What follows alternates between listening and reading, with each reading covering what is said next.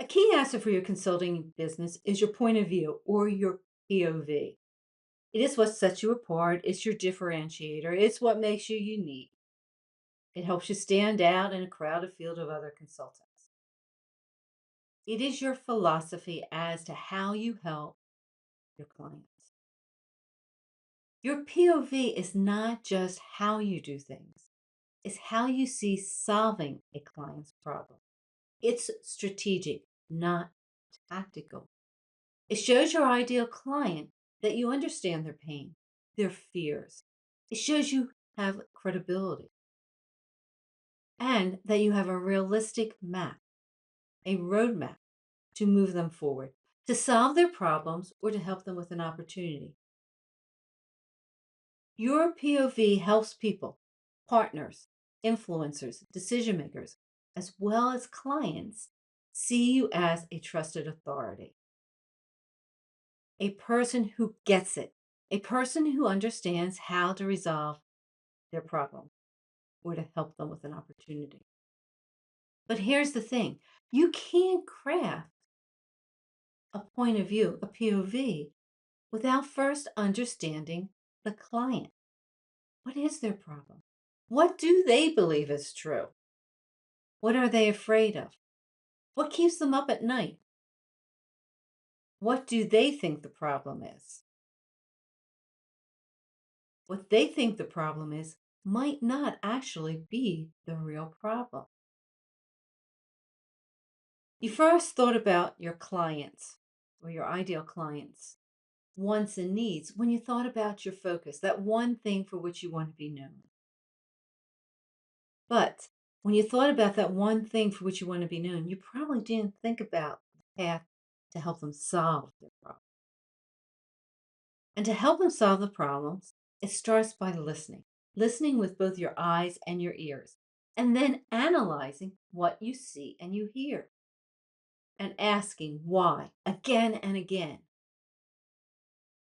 To come up with your POV, you need to think about the symptoms, but you need to get past the symptoms and figure out what are the root causes for your problem. And once you get your hands around the problems and the root causes, you sit and you meet and you speak with your ideal client. And as they listen and they hear and they absorb what you have to say, you want them to think, you know what? What they're describing really does sound like me. I believe the consultant gets it. Maybe I should listen to them. So, how do you go about creating a POV, a point of view? I'll walk you through 5 steps. And to make it more real, after I walk through the 5 steps, I'll put myself on the chopping block. I will share with you my first point of view as an independent consultant. And here's the spoiler alert, it took me a while to get it right.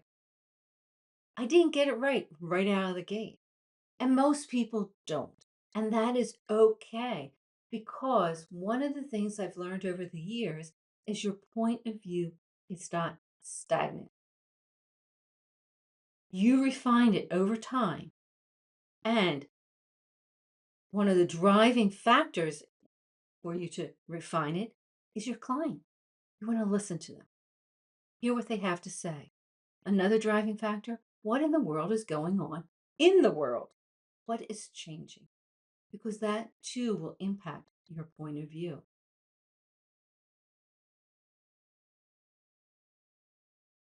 Hi, I'm Laura Burford, and I help independent consultants focus on what matters, and I help them eliminate the unnecessary noise. What is not necessary for them to succeed? When you focus on what matters, what you're known for, who you serve, and how you help, you create better clients, end up with consistent revenue, and you get your life back. Your point of view, which is what this video is about, is one of those things that matters. Your point of view, your POV helps you succeed. For more on what matters and to help you focus on what matters, consider downloading The Ultimate Guide to Building a Successful Consulting Business. There is a link in the description, but if you put in the comments guide, I'll make sure you get a copy. And don't hesitate, if you find this video helpful, to subscribe to the channel and click on the bell to be notified when the next video is available. Step 1. Start by diagnosing the problem. What is the root cause of the problems your clients face? That means listening to what they say, observing what they do, and not being surprised if there is a disconnect between their words and their actions. Ask exploratory and explicit questions. Challenge their assumptions. For many clients, it's easy for them to describe the symptom, but not the root causes. Simply, they might be too close to the situation to even see the root cause. It's your job to figure out what's really going on. If you are new to consulting and you don't have any clients yet, that's okay. You can start working on your point of view anyhow. Draw from your expertise and your own experiences. Talk to people who fit your ideal client profile. But whatever you do, you don't want to assume you know the problem without digging in, without diving down and listening hard to what they have to say. And that takes us to step 2. Now that you understand the problem, it's time to explore paths. Paths forward. How are you going to help them solve their problems? This requires you to perform some research. Research might be speaking with other people. It might be simply asking several questions, such as what happens if they do nothing? What happens if the situation stays status quo? What barriers or challenges are they not seeing? It's very easy for a client to be too close to the situation and not see the barriers. What outcomes do they want? What are their needs and wants?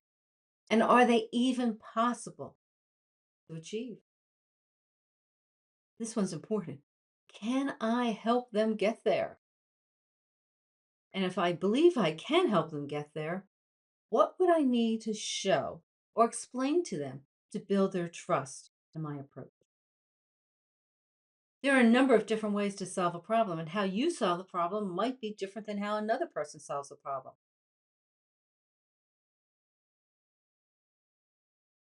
Not all ways of solving a problem, though, are fit for you. You must align your point of view with how you see the world and how you solve problems. You need to align your point of view with your strengths and your expertise. It's in this step that you start shaping the structure for your unique point of view. And that leads to step 3. Step 3, you want to visualize and then define your solution. This is where your framework starts being pulled together. This is your belief about how you can eliminate the specific pain that they have, the fears they have, and help your client achieve their goal. Help them take care of their wants and their needs. You need to think through and build upon step 2 and ask some additional questions, such as what needs to change for your client to succeed? How can I walk them through at a strategic level how that change will occur? What are those 3 to 7 steps? I might call them stages that they will go through so that they eliminate their pain and their fears and they achieve what they want to achieve. Strategic, not tactical. And as you think of those 3 to 7 steps, you want to validate them. You want to use real examples. You want to put logic to your tests. Yeah, yeah, I'll get it out. You want to put logic to the test.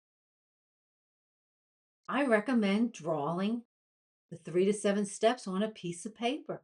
Doesn't have to be fancy, simple boxes.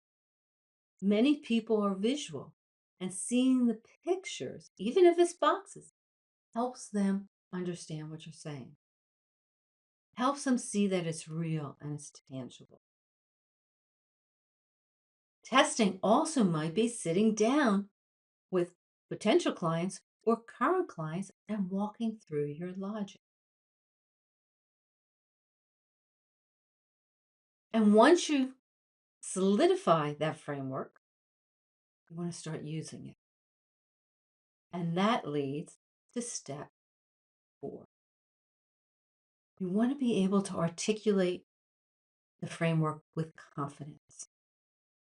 Clearly, everywhere you speak, your point of view should show up in every conversation you have with a potential client, to show up whenever you stand up in front of an audience and explain what you have, what you do, and how you do it.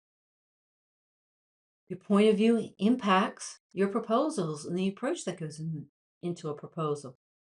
You should be able to see your point of view on your website. If you're using social media such as LinkedIn, in your LinkedIn profile, and in your marketing material. And you need to communicate your point of view in a way that makes people feel understood and makes them feel safe with you and trusted with you. You want them to be able to say, that sounds like me. Maybe I should listen to what they have to say.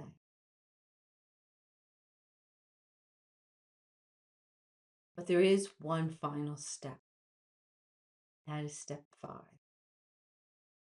And that is you need to test and refine your point of view. You never stop working on your point of view. And your point of view will be tweaked at times. Many times, once you get it solid, or you think it's solid, there's only minor tweaks. And if you're like the majority of independent consultants, you don't get your point of view or your POV perfect the first time. Keep in mind, your point of view is a work in progress. And as you engage with clients, prospects, you want to listen to them. You want to listen to see what resonates. You want to notice their reactions. Are they grabbing what you're saying, or are they backing away?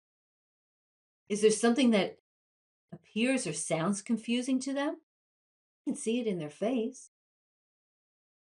If that's the case, find out what it is and tweak your point of view. Refine it.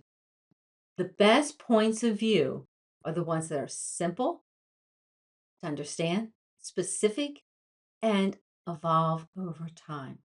Evolve over time as your ideal client changes and the world changes.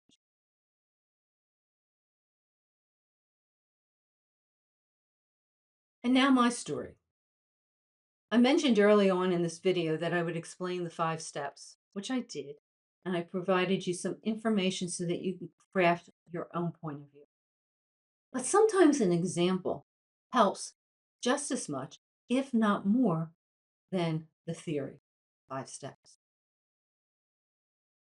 So I'm putting myself on the chopping block and I'm explaining my first point of view as an independent consultant. That first point of view was crafted about 20 years ago. When I created my first point of view, I followed the 5 steps. Actually, it's because of step 5, test and refine, that I was able to uncover my mistake. And I don't want to actually call it a mistake. It was something that I overlooked. My initial diagnose, my initial hunting and listening and talking to people. Step one, it's about 80-85% right. I uncovered the right pain points and the fears. I was clear as to my ideal client's needs and wants. However, I missed a key point, which I didn't see until after I had worked with several clients. That key point changed my philosophy as to how I approached helping my clients achieve what they wanted to achieve. It changed my 3 to 7 points in my approach. My ideal client was a small business owner, CEO, COO, the non technical decision makers struggling to integrate software applications and hardware with their operational processes.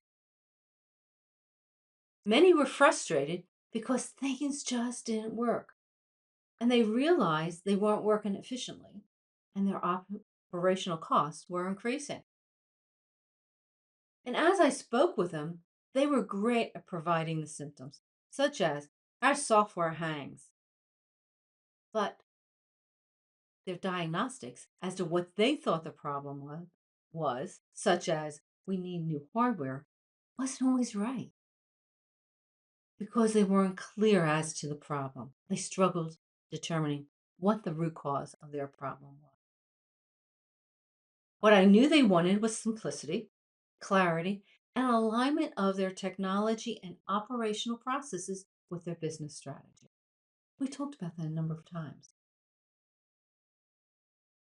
But to do so, they really needed to understand the problems and the options. And what I initially didn't realize is they needed somebody to translate the language of technology into the language of business. How did I uncover the need? That I wasn't communicating properly, that I need to change my way of speaking so that I was doing a better job of translating the language of technology into business. How did I uncover that? I continued listening with my ears and my eyes, but I also started to do a better job of diving down into their problems and listening more. And as I dove down into their problems, I started questioning why so many of my clients and potential clients were constantly recommending solutions to me. And sometimes they would recommend the solutions to me before we even got to the symptoms, what the real problem was. I started questioning, didn't they trust me? And I actually came right out and asked them. They said, oh, no, no, no, we trust you. What I did realize, though, was in some ways they were treating me like my competitors and how my competitors were approaching them and talking to them about their information technology needs.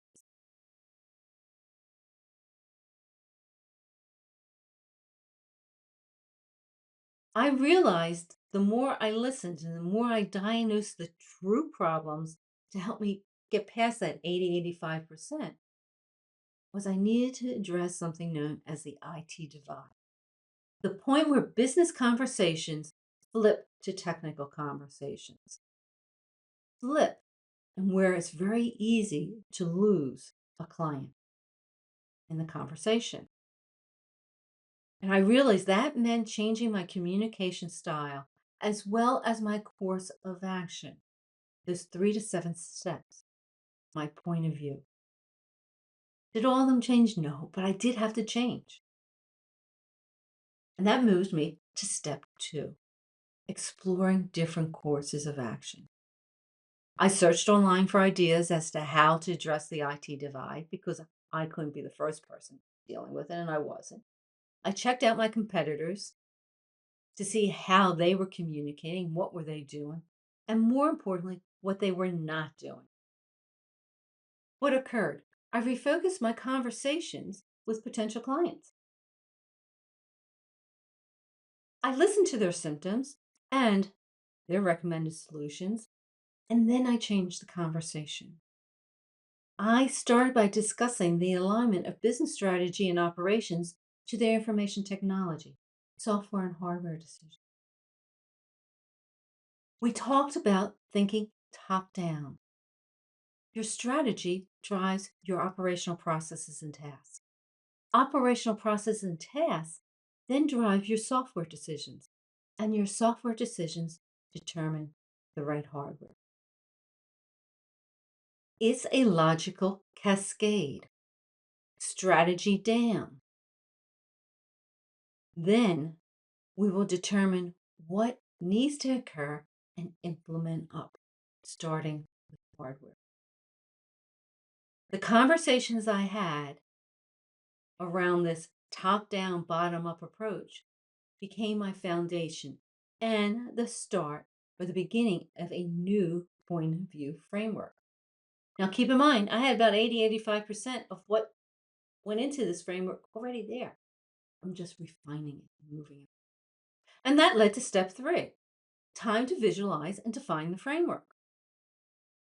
I created a very simple visual diagram that showed how strategy flows into your operational processes and tasks, and that impacts your decisions as to what is the right software.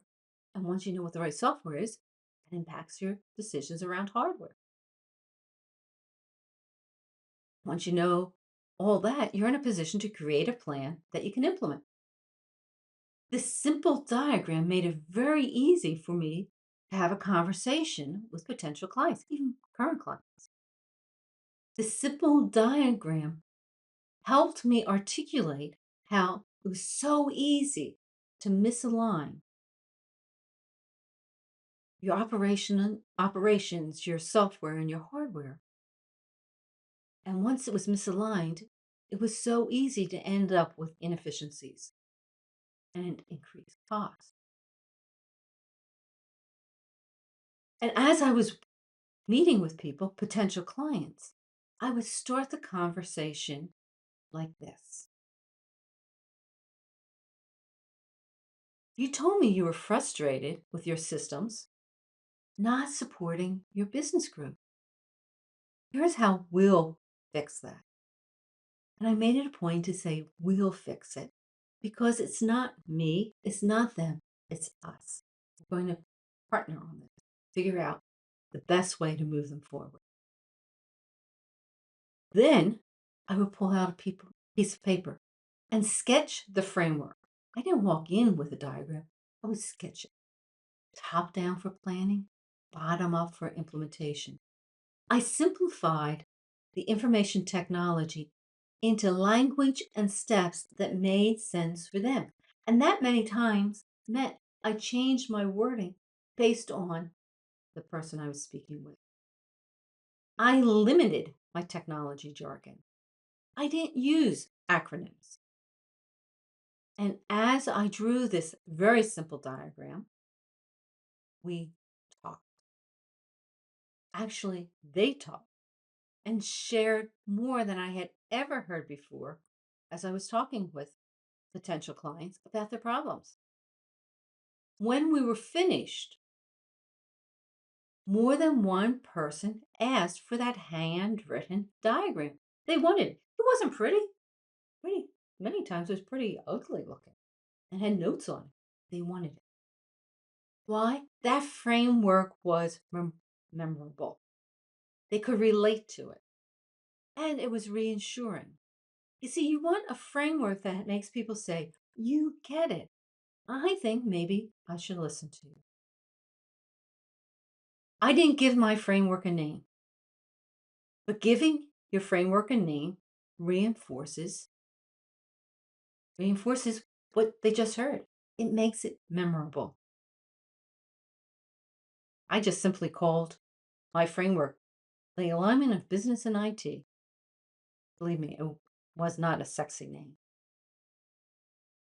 Also, I realized once I had this new framework in place, it didn't work for everyone. There were some business owners, CEOs, COOs that wanted to dictate what the solution was going to be. They had a problem. They knew what the solution was going to be. They weren't a fit for me. And I wasn't a fit for them. Your point of view doesn't work for everybody. And that led is step four, art- being able to articulate it with confidence. And believe me, with this new point of view in place, I felt comfortable getting out and talking to people. I was getting extremely positive feedback, and I was able to clearly articulate it to everyone, no matter where I was at. I created a one-page document. You might call it a white paper, but a one-page document that explained my point of view. You could find my point of view on the website. It's a simple diagram with one paragraph. That's it, one paragraph. It was posted on LinkedIn. It became part of my message. I help who, and this is how I do it.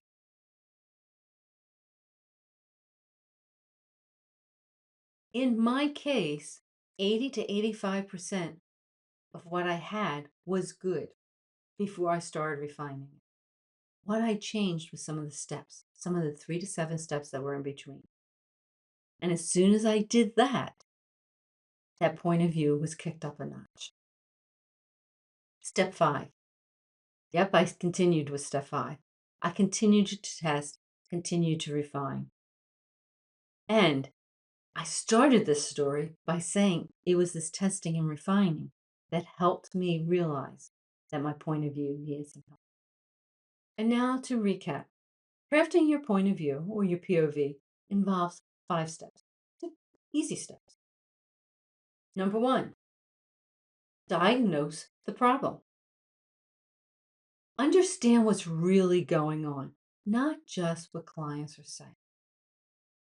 It takes time, and you never stop listening.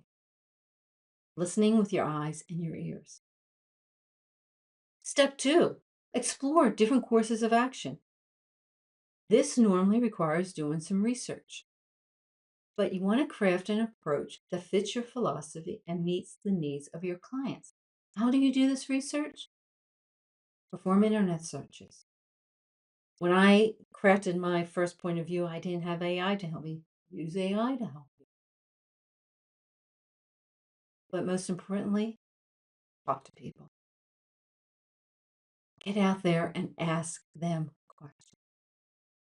Step three, visualize and then define the solution.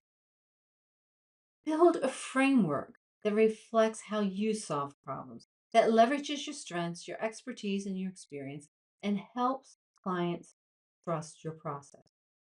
Draw a picture. People remember pictures. Step four, articulate it with confidence. Speak it clearly, consistently, and with conviction in every interaction. Step five, test and refine. Your point of view is a work in progress. Expect it to change as your clients and the world changes. Great consultants listen, watch, analyze, and adjust accordingly. Thank you for listening to this video. If you have any questions or any comments, post them in the comment section below. And check out the other videos in the series on point of view or POV. You can find them on the point of view playlist. And a link to the playlist is in the description area. Don't forget to download the Ultimate Guide to Building a Successful Consulting Business. There is a link in the description area, but if you put in the comment section guide, I'll make sure you get it. I look forward to seeing you on a future video. Until then,